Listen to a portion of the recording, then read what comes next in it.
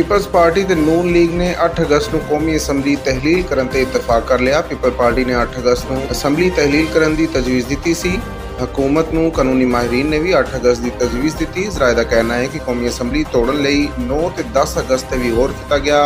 ਕਾਨੂੰਨੀ ਮਾਹਿਰੀਨ ਦੇ ਮੁਤਾਬਿਕ ਅਸੈਂਬਲੀ ਤੇ ਸਦਰ ਮਨਜ਼ੂਰੀ ਨਾ ਦੇਵੇ ਤੇ ਅਸੈਂਬਲੀ 48 ਘੰਟਿਆਂ ਵਿੱਚ ਖੁਦ ਤਹਿਲੀਲ ਹੋ ਜਾਏਗੀ।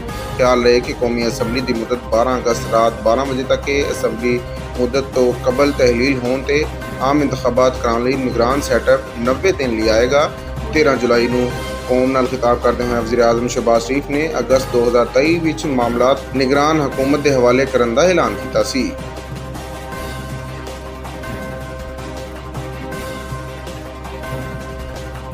ਚੀਨ ਨੇ ਪਾਕਿਸਤਾਨ ਨੂੰ $600 ਮਿਲੀਅਨ ਰੋਲ ਓਵਰ ਕਰ ਦਿੱਤਾ। ਤਕਰੀਬ ਨਾਲ ਖਿਤਾਬ ਕਰਦੇ ਹੋਏ ਵਜ਼ੀਰ ਆਜ਼ਮ ਸ਼ਹਿਬਾਜ਼ ਸ਼ਰੀਫ ਦਾ ਕਹਿਣਾ ਸੀ ਗੁਜ਼ਸ਼ਤਾ ਰੋਜ਼ ਪਾਕਿਸਤਾਨ ਦੇ ਜ਼ਖਾਇਰ ਵਿੱਚ $600 ਮਿਲੀਅਨ ਦਾ ਇਜ਼ਾਫਾ ਹੋਇਆ।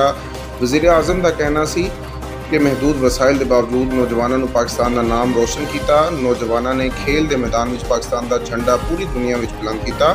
ਪੂਰੀ ਕੌਮ ਮੁਲਕ ਦਾ ਨਾਮ ਰੋਸ਼ਨ ਕਰਨ ਵਾਲਿਆਂ ਨੂੰ ਖਰਾਜ ਤਹਿਸੀਨ ਪੇਸ਼ ਕਰਦੀ ਹੈ।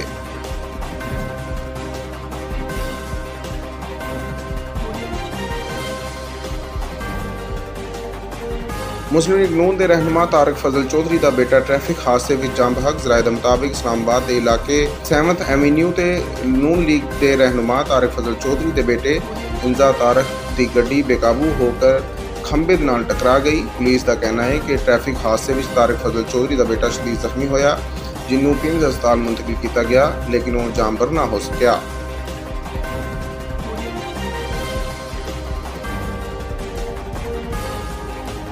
ਸ਼ਹਿਬਾਜ਼ ਸ਼ਰੀਫ ਹਕੂਮਤ ਦੀ ਮੈਨੇਜਮੈਂਟ ਦੀ ਵਜ੍ਹਾ ਤੋਂ ਮੁਲਕ ਡਿਫਾਲਟ ਨਹੀਂ ਕੀਤਾ। ਸਰਕਾਰੀ ਟੀਵੀ ਤੇ ਜਾਰੀ ਬਿਆਨ ਵਿੱਚ ਵਜ਼ੀਰ ਖਜ਼ਾਨਾ ਨੇ ਕਿਹਾ ਕਿ ਕਰੰਟ ਅਕਾਊਂਟ ਖਸਾਰਾ $2 ਅਰਬ 56 ਕਰੋੜ ਰਿਹਾ ਤੇ ਹਕੂਮਤੀ ਕਾਰਜਾਂ ਨਾਲ ਕਰੰਟ ਅਕਾਊਂਟ ਖਸਾਰੇ ਵਿੱਚ ਕਮੀ ਆਈ। ਜੂਨ ਵਿੱਚ ਕਰੰਟ ਅਕਾਊਂਟ ਸਰਪਲਸ $334 ਮਿਲੀਅਨ ਰਿਹਾ। ਪਿਛਲੇ 4 ਮਾਹ ਵਿੱਚ ਕਰੰਟ ਅਕਾਊਂਟ ਸਰਪਲਸ ਰਿਹਾ ਤੇ ਮਾਲੀ ਸਾਲ 2022-23 ਦਾ ਕਰੰਟ ਅਕਾਊਂਟ ਖਸਾਰਾ $2.56 ਅਰਬ ਰਿਹਾ, ਜਦਕਿ ਗੁਜ਼ਸ਼ਤਾ ਮਾਲੀ ਸਾਲ ਦੇ ਮੁਕਾਬਲੇ ਵਿੱਚ ਕਰੰਟ ਅਕਾਊਂਟ ਖਸਾਰਾ ਤਕਰੀਬਨ 14.65% ਘੱਟ ਹੋਇਆ। ਇਸਾਕਦਾਰ ਨੇ ਕਿਹਾ ਕਿ ਹਕੂਮਤ ਨੇ ਸਾਰੀ ਬੈਰੂਨੀ ਅਦਾਇਗੀਆਂ ਨੂੰ ਵਕਤ ਤੇ ਕੀਤਾ। ਹਕੂਮਤ ਨੇ ਯਕੀਨੀ ਬਣਾਇਆ ਕਿ ਡਿਫਾਲਟ ਦੀ ਪੋਜੀਸ਼ਨ ਦੀ ਜ਼ਰਾ ਵੀ ਨੌਬਤ ਨਾ ਆਏ। ਸ਼ਹਿਬਾਜ਼ ਸ਼ਰੀਫ ਦੀ ਹਕੂਮਤ ਦੀ ਵਜ੍ਹਾ ਤੋਂ ਪਾਕਿਸਤਾਨ ਡਿਫਾਲਟ ਨਹੀਂ ਕੀਤਾ।